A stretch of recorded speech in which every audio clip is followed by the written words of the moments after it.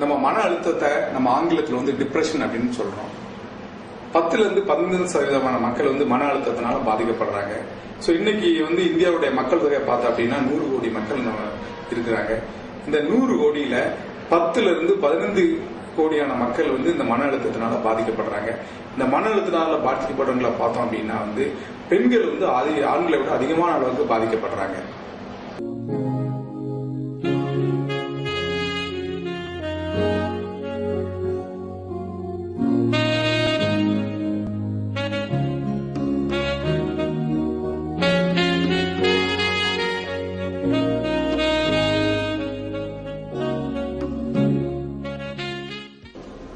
இனி டிப்ரெஷனோட காரணங்களை பற்றி பார்க்கலாம். உடலில் ஏற்படும் ஒருவித ரசாயன மாற்றமே மன அழுத்தம் ஏற்பட காரணமாகும்.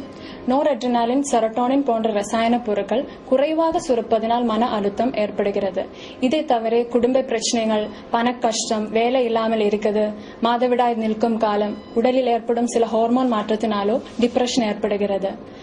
மன அழுத்தம் பேய் பிசாசினாலோ அல்லது பில்லி சூனியம், தெய்வ குற்றம் போன்றவற்றினாலோ ஏற்படுவதில்லை. தாத்தா, உங்க பேர் என்ன பேர் தாத்தா? எந்த ஊர் உங்களுக்கு? என்ன வயசு ஆகுது உங்களுக்கு? 65 என்ன தொந்தரவு இருக்கு உங்களுக்கு? அடிச்சிச்சு. சரி, போய் தான் செய்யப்பச்சு. இப்போ வந்தாச்சுன்னா இருந்தா யாரு கூட வர மாட்டாரு. அங்க வாழ் போனது குளத்துக்கு இருக்கு, 70 இருக்கு. அங்க குளத்துல சேடி அலையணும். அவங்களும் அமுட்டு இருக்கு. மனசு எப்படி இருக்கு தாத்தா உங்களுக்கு? மனசு எங்க வீட்டுல இறந்து வச்சு ஒய்ஃப் இறந்து போயிட்டாங்களா? சரி, கிடையாது, பிள்ளைகளும் இல்லையா உங்களுக்கு? சோ மனசு கவலையா இருக்கு உங்களுக்கு? இங்க வரதுக்கு முன்னாடி எனக்கு கேட்க முடியாது. மனசு கவலையா இருக்கு. அழுக வருமா? அழுகிற அதிக அழுது 2 படத்தான் மாதிரி எழுத மாட்டேன். சோ சாப்பாடு சாப்பிட கிடையாது, தூக்கம் கிடையாது, மனசு கவலையா இருக்கும். எவ்வளவோ வந்து ஆளு சொன்னாலும் சரி, எனக்கு மனசு மாறல. ஆனா உங்ககிட்ட வந்தேன், எல்லாம் மாறிட்டு. அந்த ஒண்ணு எனக்கு போதும், அது வழி எடுத்து. இந்த தாத்தாக்கு வந்து வயசு வந்து ஒரு 65 வயசு ஆகுது. இவங்க பக்கத்துல உள்ள ஆளவந்தான் அப்படிங்கிற கிராமத்துல இருந்து இந்த தாத்தாவை கூட்டு வந்திருக்காங்க. இந்த தாத்தாக்கு வந்து ஒரு கிட்டத்தட்ட ஒரு 6 மாசமா அந்த தொந்தரவு இருக்கு. 6 மாசமா என்ன பண்ணுது அப்படின்னா, இவருக்கு வந்து சரியா தூங்குறது இல்ல, சரியா சாப்பிடறது இல்ல, அப்படின்னு திடீர்னு எதுலயும் அவருக்கு கவனங்கள் செலுத்துறது இல்ல. மனசு எப்பவும் கவலையா இருக்கு, சோகமா இருக்கு அப்படின்றாரு. அப்புறம் திடீர்னு உட்கார்ந்து அழுகுறாரு. அப்புறம் வந்து மன வெறுப்புல எங்கேயாச்சும் போயிருவாரு. அப்படியே வந்து திரும்ப வந்து அவங்க சொந்தக்காரங்களை என்ன பண்ணுதுன்னா, இப்படி எனக்கு மனசு இருக்க இஷ்டம் இல்ல, நான் எனக்கு கை வலிக்கு, கால் வலிக்கு அப்படின்ட்டு சொல்றாரு. சோ இந்த மாதிரி வந்து தொந்தரவோட இவர் வந்து என்கிட்ட வந்து கூட்டிட்டு வந்திருக்காங்க. இவர் வந்து ஒரு டிப்ரெசிவ் பேஷன்ஸ். இது வந்து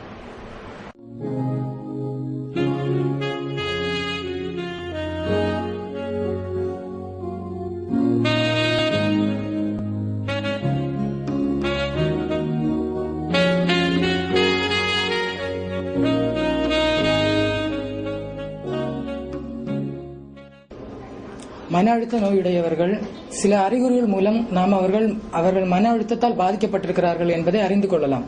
அது என்னென்ன அறிகுறிகள் என்றால், காரணமில்லா பயம், மனக்கவலை, மனப்பதட்டம், தூக்கமின்மை, உடல் சோர்வு, தாழ்வு மனப்பான்மை, எதிர்மறை நிகழ்வுகள், சந்தேகம், உடல் சோர்வு, தற்கொலை எண்ணம், பசியின்மை, உடல் எடை குறைவு மற்றும் கை கால் நடுக்கம், தலைவலி, மேற்கூறிய அனைத்து அறிகுறிகளும் டிப்ரெஷன் நோய்க்கான அறிகுறிகளை. இவற்றை வைத்து நாம் அந்த மனிதர் டிப்ரெஷன் நோயால் பாதிக்கப்பட்டிருக்கிறார் என்பதை அறிந்து கொள்ளலாம்.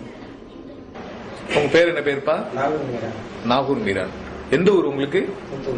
தூத்துக்குடி. என்ன வயசு ஆகுது உங்களுக்கு? 29 வயசு. உங்களுக்கு என்ன ப்ராப்ளம் இருக்குது? உடம்புல வயிற்று வலி இருக்கு, பசி இல்ல, தலைவலி இருக்கு, தலைவலி இருக்கு, தூக்கம் கிடையாது, எதுவுமே சாப்பிட முடியல. மனசு எப்படி இருக்கு? சாதாரணமா இருக்கா, சந்தோஷமா இருக்கா, கவலையா இருக்கா? மனசு கவலையா இருக்கு. இன்ட்ரெஸ்ட் இருக்கா? இப்ப நம்ம வீட்டுல வேலை பார்க்கணும், வந்து தொழில் பண்ணணும், அந்த ஆர்வம்லாம் இருக்குதா? உடல் ஒத்துழைக்க மாட்டேன், உடல் சோர்வு அந்த மாதிரிலாம் இருக்கு. என்னப்பா இதெல்லாம் எவ்வளவு நாளா இருக்கு உங்களுக்கு? 7 மாசமா இருக்கு. உன் பேர் என்ன பேர்ப்பா? பயாஸ் கானா? என்ன செய்து உனக்கு? என்னப்பா? எரிச்சலா இருக்கா? எரிச்சல் இருக்கு, கால் வலிக்கு. வேற என்ன செய்யுது? வேற என்ன பண்ணுது? தலை சுத்திருக்கு, மெயினா எரிச்சலா இருக்கா? மனசு எப்படி இருக்கு? மனசு கவலையா இருக்கா? என்னன்னு கவலையா இருக்கு? எதுக்கு கவலையா இருக்கு தெரியல. காரணம் எல்லாம் மனசு கவலையா இருக்கா? ஸ்கூலுக்கு போய் படிக்கலாம் ஆர்வம் இருக்கா? சோர்வு இருக்கா? கைக்குள்ள வச்சுக்கோ. உடல் சோர்வு இருக்கா? அசதியா இருக்கா? எரிச்சலா இருக்கு, தூக்கம் வர மாட்டேங்குது, கைவால் வலிக்கு. என்ன செய்யுங்க பையனுக்கு?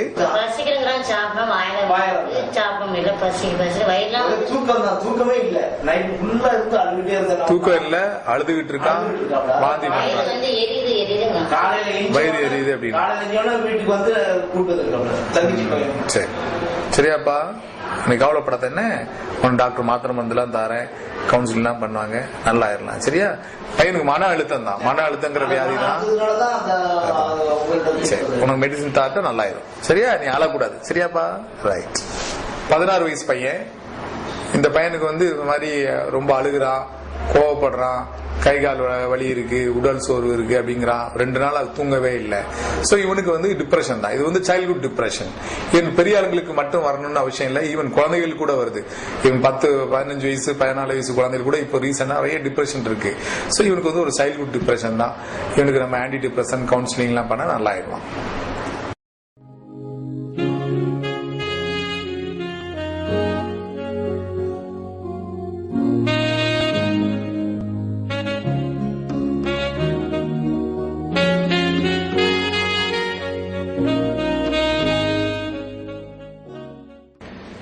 மன அழுத்தம் முற்றிலும் மருத்துவத்தால குணப்படுத்தக்கூடியதுதான்.